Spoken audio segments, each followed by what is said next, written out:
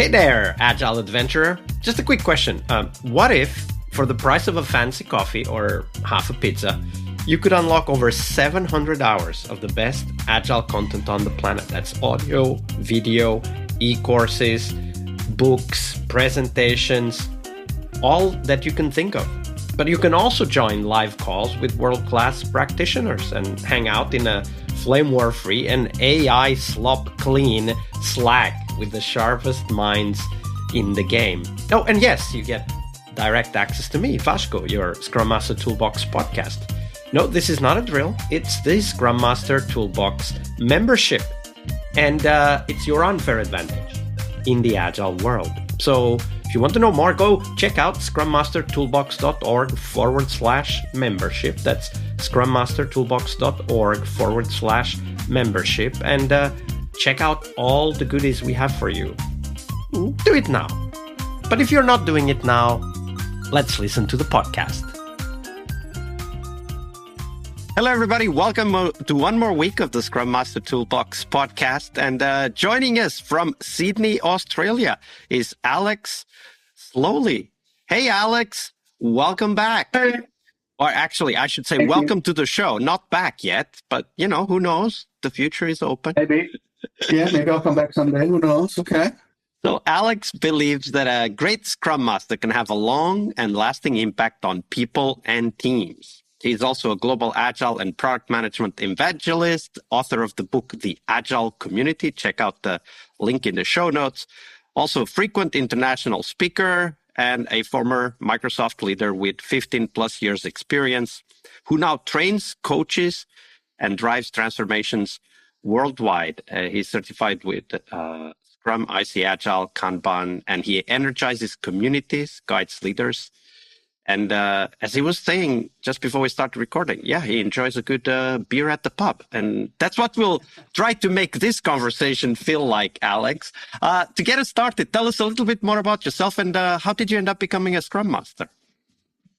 Yeah, this is a classic thing that Agile people talk about, like after the conference has ended for the day and they're in the hallways or like at the coffee shop or the pub. And the way I like to think about it is like every Scrum Master has like their superhero origin story, you know, like Batman and Superman have their origin story. Every Scrum Master, whether they know it or not at the time, is going through an origin story. And it's only later that they figure out, oh, that was my Scrum Master origin story. So I actually know exactly what my origin story is, and I talk about it all the time with other people who tell me their Scrum Master origin stories. So it's 2007, and I'm at Microsoft, and I've been at Microsoft for a pretty long time at that point. And I delivered into many Microsoft products. And I was like an expert at waterfall because that's what we did really good at Microsoft at the time was waterfall. I mean, I was really good at it. And for some reason, you know, I don't know if I ever got the answer, but for some reason, my organization and Microsoft decided they were going to try Scrum. So they hired a person with some Scrum experience. And she came into the organization and she was the first Scrum Master I'd ever met. In fact, I didn't know what the Scrum Master title was. I'd never heard it before. I didn't know what Scrum was. And my team was chosen as the first Scrum team in the organization, like the pilot team, right? So she comes in and she does a one-day training for our little team. We're like 6 people, you know, it's a small little software development team. And after our one-day Scrum training from the Scrum Master, I was like, wow, this is insane. This is never going to work. This is like the craziest thing I've ever heard. I feel for you because that's exactly where I was when I got started with Scrum. Exactly the same words came out of my mouth. Yeah.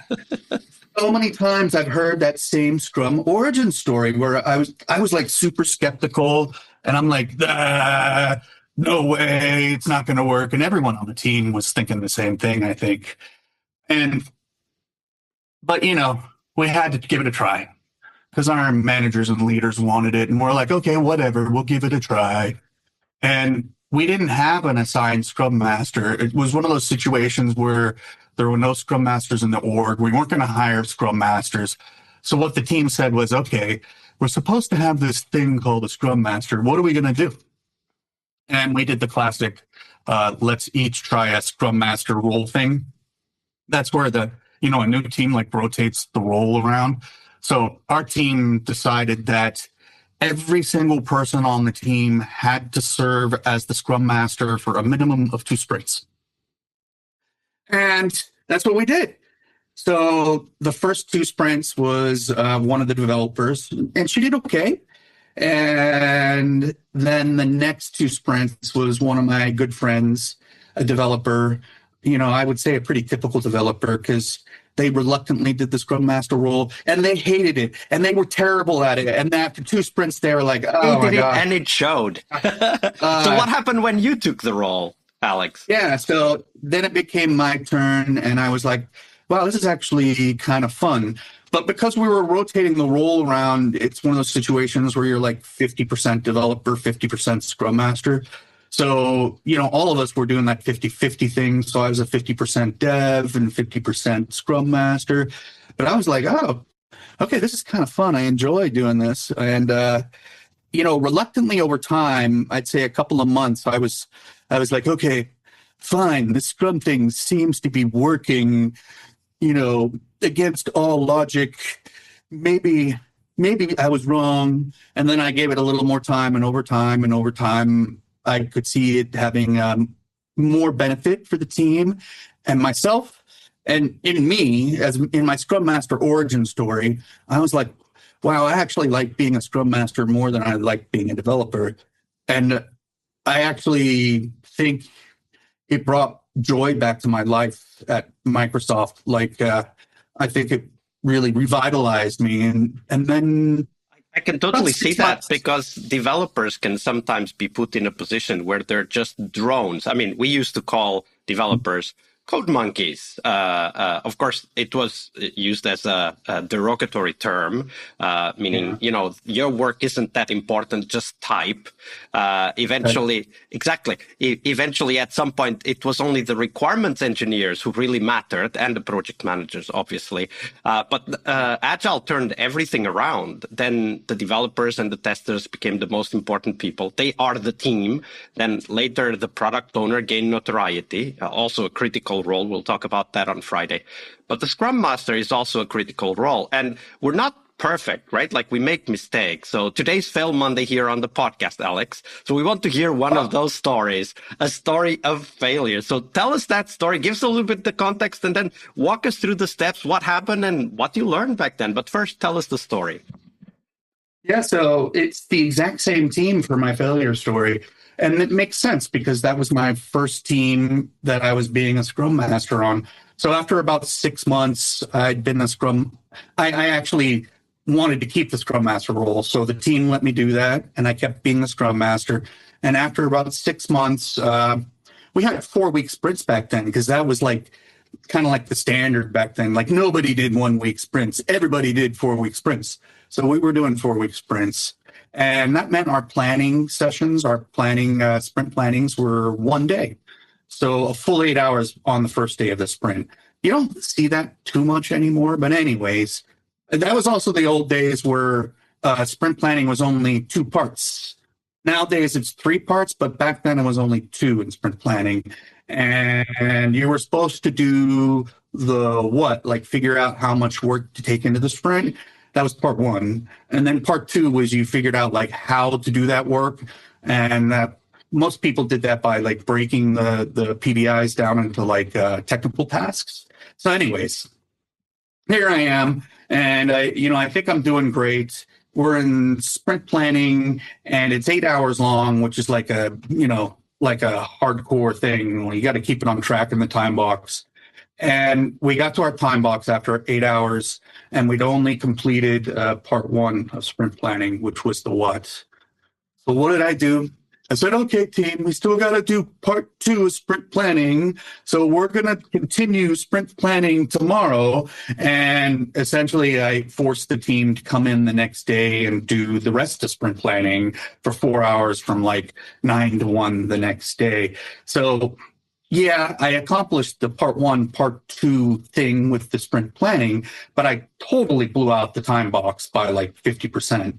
And, when I reflect on that, that was a huge mistake. I wanted to control the team. Like I wanted to do stuff by the book and make a perfect sprint planning. And I blew out the time box because although I knew about the steps of sprint planning, what I didn't really understand was the box of time versus the box of scope, right? You pick one or the other. And in Scrum, we preferentially pick the box of time, which is called the time box. So if I had to go back in time, which is a bad pun, that's definitely what I would do. I would focus more on the time box rather than the scope box. One of the things, when you say that the box of time and the box of scope, one of the things that comes to my mind, I was also a waterfall project manager for many years before I became a project manager. And one of the things that we really learned, kind of got ingrained into our heads as project managers, that you need to keep the scope. Right? The time is whatever it is. The budget is whatever it is. You have no control over time or budget. So you control the only thing that is there, which is the scope. But you try to do it the opposite of what Agile does, right? Like in Agile, we think, let's do whatever fits the time. In Waterfall, you try to fit the scope and the time all together, which of course usually blows up 60% average project delays and so on and so forth. When you look at that contrast, like this tendency that even many Scrum Masters still today have, which is to try to keep to the scope we agreed. Like, what comes to mind and how do you deal with it today? Because, of course, it's still happening today. It will happen forever that sometimes the scope just doesn't fit the sprint. Yeah, and so I think that switch of mindset from the box of scope to the box of time is fundamental. And one of the first big lessons I learned as a Scrum Master, the reason we have a box of time and not a box of scope, or we prefer a box of time or time boxing, is because it helps you keep focused and limits the amount of work you can come into the team. So essentially, the sprint itself is a time box and is the method by which a team limits the amount of work in process. And in a 4-week team, which was what I was in, that was a 4-week team. So we were limiting the work in a 4-week time box. If I had to think of one big action item that really kind of taught me how to handle that was using visible time timers. So now if you go into my closet here at home, you'll find gigantic time timers. I've got like the big kind of time timers they have in like gymnasiums. I've got a clock above my head, a smart clock that I can create time timers, and it shows lights. I've got a little Pomodoro, which is a tomato timer on my desk. So using these visible timers, I've trained myself and my teams visually how to stay within those time boxes. And if I had to think of one action item that's really easy to do that produces that understanding of limiting the scope to fit into the time, it would be using a time timer. Absolutely. That's a great tip, and also very physical and visual, which is cool because our mind can't ignore what is making noise in the corner, but can certainly ignore the time box we had in our mind. Yeah. Just make it transparent. Exactly. Alex, thank you for sharing that story with us. My pleasure. All right, I hope you liked this episode. But before you hit next episode, here's the deal. This podcast is powered by people like you, the members who wanted more than just inspiration. They wanted real tools and real connection to people who are practicing Agile every day.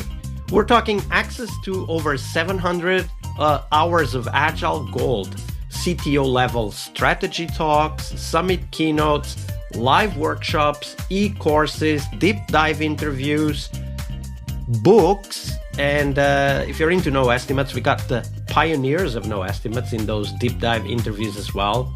Agile business intelligence, creating product visions, coaching your product owner courses, you name it. You'll get invites to monthly live Q&As with Agile pioneers and practitioners, plus a private Slack community, which is free of all of that AI slop you see everywhere, and of course, without the flame wars. It's a community of practitioners that want to learn and thrive together. It's the best place to connect with community and learn together. So if this podcast has helped you before, imagine what you will get from this podcast membership. So head on over to scrummastertoolbox.org/membership and join the community that's shaping the future of Agile. And we have so much for you.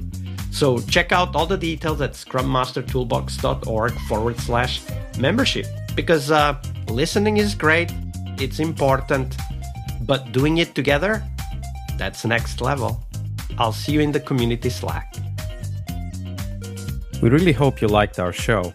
And if you did, why not rate this podcast on Stitcher or iTunes? Share this podcast and let other Scrum Masters know about this valuable resource for their work. Remember that sharing is caring.